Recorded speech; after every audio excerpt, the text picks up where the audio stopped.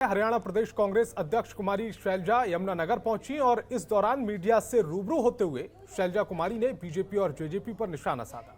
उन्होंने कहा कि बीजेपी और जेजेपी के लोग कल्याण के लिए नहीं बल्कि अपने कल्याण के लिए हाथ मिलाया है। प्रदेश में किसी वर्ग का भला नहीं हुआ है। महंगाई बढ़ रही है, क्राइम बढ़ रहा है, बेरोजगारी बढ़ रही है, निजी कारखानों नौकरी में आरक्षण मात्र छलावा है। उन्होंने कहा है कि ये सरकार समाज में दरार पैदा करके मुख्य मुद्दों से ध्यान भटकाना चाहती है। इलाहाबाद में कांग्रेस की हार पर उन्होंने कहा कि कुछ फीडबैक लिया गया है, इस मामले में विस्तार से विचार विमर्श किया जाएगा। उन्होंने कहा कि इलाहाबाद में सरकारी मशीनरी का जमकर दुरुपयोग हुआ, लोगों की भावनाओं को भड़काया गया। इलाहाबाद में अब भी कई गंभीर समस्याएं हैं। वहां मुख्यमंत्री ने सेम की समस्या के लिए कई बार घोषणाएं की लेकिन बजट नहीं भेजा। लोग आज भी पानी के लिए परेशान हैं। देखो 75% कहीं कुछ कहते हैं, कहीं कह देते हैं पहले कहा कि 50,000 तक की नौकरी, फिर कह देते हैं 30,000 तक की नौकरी। तो ये कुछ इसमें क्लियर नहीं है, ये सिर्फ दिखावा चलता है। और इतना समय इन्हें लगा ये बात करने में भी, अनाउंस तो पहले कर दिया लेकिन अब उसमें राइडर्स लगाने लगे। आगे समय बताएगा कि कितने बच्चों को नौकरी मिलती है हरियाणा में। कि फिर यही बात है, दिखावा और छलावा। बेरोजगारी में हरियाणा को नंबर 1 बनाया हुआ है, उससे ध्यान बांटने के लिए इस तरह की चीजें ये निकाल देते। केंद्र सरकार की ओर से वैक्सीनेशन में तेजी लाने के लिए हर घर दस्तक अभियान चलाया गया, जिसकी आज अंबाला में भी शुरुआत हो चुकी है, जिसके तहत स्वास्थ्य विभाग की तरफ से डोर टू डोर जाकर बचे लोगों का वैक्सीनेशन किया जाएगा। अंबाला में आज 139 जगहों पर डोर टू डोर वैक्सीन लगाई जाएगी। पहली और दूसरी डोज के अंतर को पाटने में इस अभियान में काफी मदद मिलेगी। अंबाला में अभी तक 14.5 लाख वैक्सीन डोज लग चुकी हैं।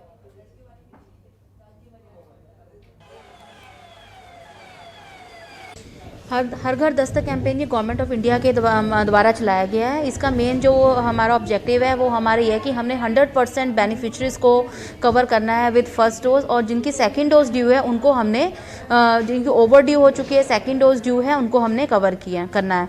अब तक अम्बाला ज़िले के अंदर आपको मालूम 14.5 लाख के अराउंड डोजेज लगाई जा चुकी हैं, जिसमें से जो 103% लोगों को फर्स्ट डोज दिया जा चुका है और 68% को सेकेंड डोज दिया गया है। और फरीदाबाद में क्राइम ब्रांच ने नशे के कारोबारियों के रिश्तेदार के घर पर छापेमारी करते हुए 1,13,50,000 रुपए नकद बरामद करने में कामयाबी हासिल की है।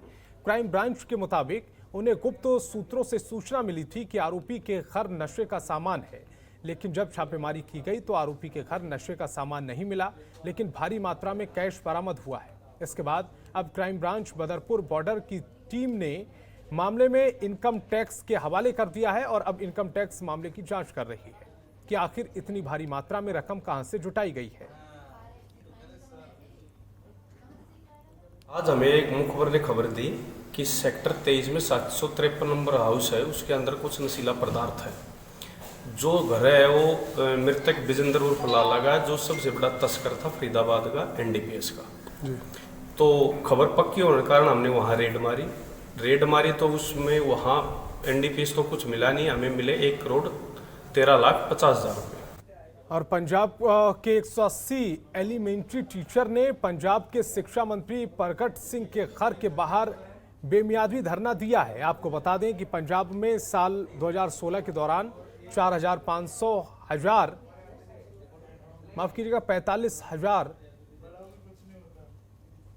पीटीआई अध्यापकों की भर्ती हुई थी, लेकिन अब सरकार की तरफ से इनमें से 180 अध्यापकों को बाकी अध्यापकों के मुकाबले कम वेतन दिया जा रहा है। इसको लेकर टीचर्स ने सरकार के खिलाफ मोर्चा खोल दिया है।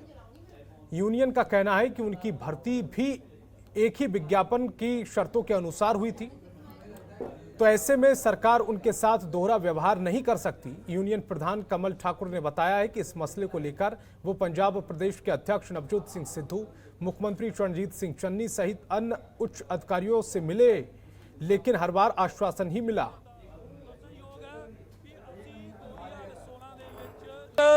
ਸਾਡੇ ਨਾਲ ਇੱਕ ਗੈਰ ਕਾਨੂੰਨੀ ਤਰੀਕੇ ਦੇ ਨਾਲ ਧੱਕਾ ਕੀਤਾ ਜਾ ਰਿਹਾ ਜੀ, ਔਰ ਇਸ ਧੱਕੇ ਨੂੰ ਸਿੱਖਿਆ ਮੰਤਰੀ, ਸਿੱਖਿਆ ਸਕੱਤਰ ਔਰ ਮੁੱਖ ਮੰਤਰੀ ਵੀ ਮੰਨਦਾ ਆ। ਅਸੀਂ ਮਿਲੇ ਉਹਨਾਂ ਨੂੰ, ਉਹ ਆਪ ਮੰਨਦੇ ਆ ਵੀ ਜੋ ਤੁਹਾਡੇ ਨਾਲ ਕੀਤਾ ਜਾ ਰਿਹਾ ਇਹ ਧੱਕਾ ਆ, ਇਹ ਕਾਨੂੰਨ 'ਚ ਨਹੀਂ ਆਂਦਾ।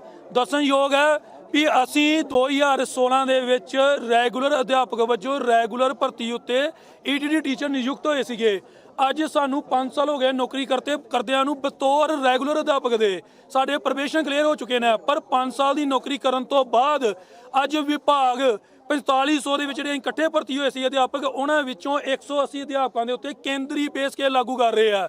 ਕਹਿਣ ਤੋਂ ਭਾਵ ਵੀ ਇੱਕ ਭਰਤੀ ਉੱਤੇ 2 ਪੇ ਸਕੇਲ ਲਾਗੂ ਕੀਤੇ ਜਾ ਰਹੇ ਨੇ। ਉਹ ਵੀ ਉਹ ਭਰਤੀ ਇੱਕ ਇਸ਼ਤਿਹਾਰ ਸਮਾਨ ਪੋਸਟ ਇੱਕੋ ਦਿਨ ਹੀ 4500 ਅਧਿਆਪਕ ਨਿਯੁਕਤ ਹੋਏ ਸੀਗੇ, ਪਰ 4500 ਅਧਿਆਪਕਾਂ ਚੋਂ 4300 ਅਧਿਆਪਕਾਂ ਨੂੰ ਅੱਡ ਤਨਖਾਹ ਦੇਣ ਦੀ ਕੋਸ਼ਿਸ਼ ਕੀਤੀ ਜਾ ਰਹੀ ਹੈ ਔਰ ਲਗਭਗ 200 ਅਧਿਆਪਕਾਂ ਨੂੰ ਅੱਡ ਤਨਖਾਹ ਦੇਣ ਦੀ ਕੋਸ਼ਿਸ਼ ਕੀਤੀ ਜਾ रही है। और खबर फरीदाबाद से है, जहां परिवार के साथ छठ का त्योहार मनाने के लिए प्रवासी लोगों की भीड़ रेलवे काउंटर पर टिकट लेने के लिए दिखाई दी है। टिकट लेने आए प्रवासी लोगों का कहना है कि सभी प्रवासी छठ का त्योहार मनाने अपने परिवार के साथ मनाना चाहते हैं, जिस वजह से भीड़ और लंबी लाइनें लगी हैं।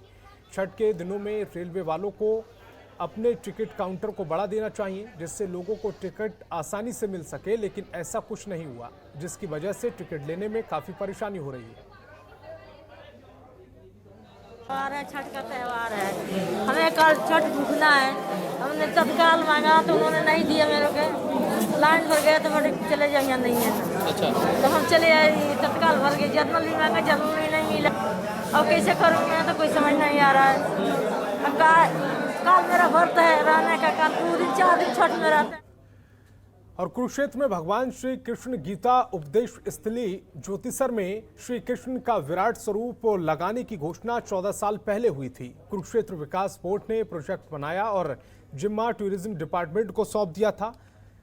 पहले करीब 1 दशक तक ये प्रोजेक्ट फाइलों में उलझा रहा। इसके बाद बीजेपी सरकार में भी इसे लेकर घोषणा होती रही, लेकिन अब आखिरकार भगवान कृष्ण का विराट स्वरूप अब हकीकत बनने जा रहा है। विश्व विख्यात मूर्तिकार पद्मश्री राम तुषार ने इस मूर्ति को बनाया है। वेस्ट तैयार कर विराट स्वरूप स्थापित कर दिया गया है। अंतर्राष्ट्रीय गीता महोत्सव में गीता जयंती से पहले टूरिज्म विभाग KGB में हैंड ओवर करेगा। गीता की जन्मस्थली ज्योतिसर कुरुक्षेत्र के सबसे प्रमुख तीर्थ स्थलों में से एक है और इसकी भव्यता, इसकी गरिमा के अनुसार इस स्थान पर यात्रियों को भगवान के दर्शन हो उसी रूप में, इसी दृष्टि से माननीय मुख्यमंत्री जी के द्वारा 2018 के अंदर इस विराट स्वरूप की घोषणा की गई और आज ये स्वरूप बनकर तैयार है, लग गया है। और इस स्वरूप का जो लैंडस्केपिंग और अन्य दृष्टि से जो भी डेवलपमेंट का खबरों के निष्पक्ष विश्लेषण के लिए सब्सक्राइब करें Jantantra TV and press the bell icon. Never miss any update.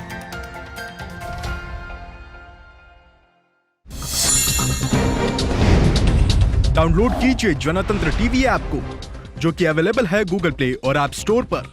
अधिक जानकारी के लिए अभी डाउनलोड करें।